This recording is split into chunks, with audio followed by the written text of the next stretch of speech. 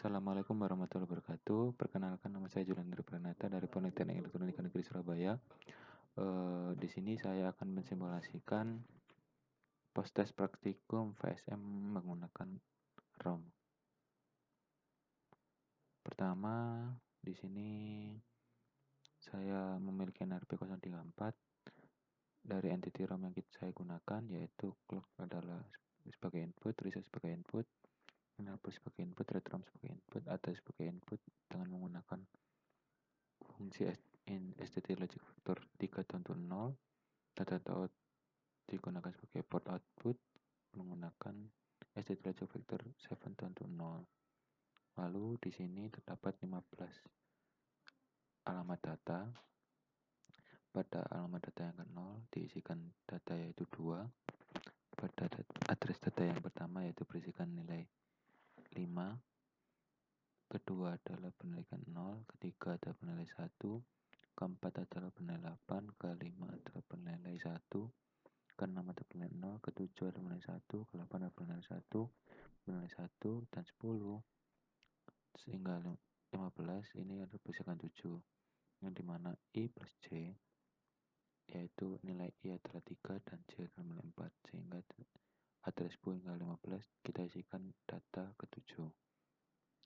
Lalu pada program find state mesinnya, di sini kita menggunakan entity port X sebagai input, clock sebagai input, reset sebagai input, dan Y sebagai output. Lalu pada saat reset menilai 1, maka current state adalah S0. Sehingga pada saat state S0, jika X bernilai 0, maka Y-nya adalah bernilai 001, dan next state adalah S0.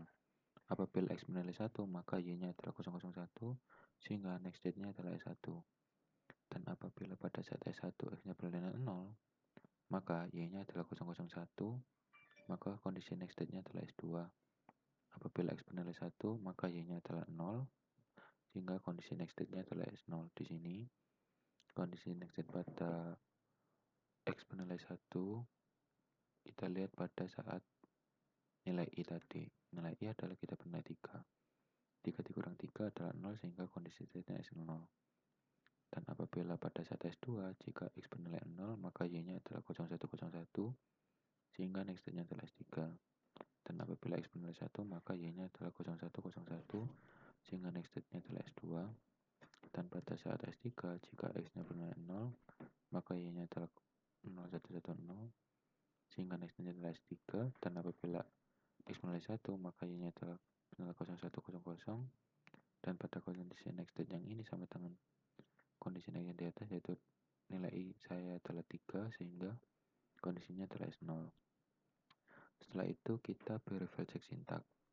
Apabila terdapat checklist hijau, berarti kita terdapat error, sehingga langsung saja kita simulasikan behavioral model. Sebelumnya saya sudah simulasikan. Di sini terlihat ada part Y adalah sebagai output, current state adalah kondisi state sekarang, dan next adalah kondisi state berikutnya, dan X adalah nilai X. Di sini terlihat apabila pada current state S0, X bernilai 0, maka Y-nya adalah 001, sehingga next state akan bernilai S0, tetap di S0. Dan apabila pada current state S0, X itu bernilai 1, maka next state-nya adalah S1, sehingga Y-nya akan bernilai 001. Sehingga di sini pada saat kondisi current state S1, X bernilai 0, maka next state-nya akan bernilai S2. Outputnya adalah masih tetap 001. Dan apabila pada kondisi state S2, apabila X bernilai 1, maka outputnya adalah 0101, next state-nya adalah masih tetap di S2. Dan apabila X bernilai 0, current state-nya masih tetap di S2, maka X bernilai 0, maka next state-nya akan bernilai S3, outputnya adalah 0101.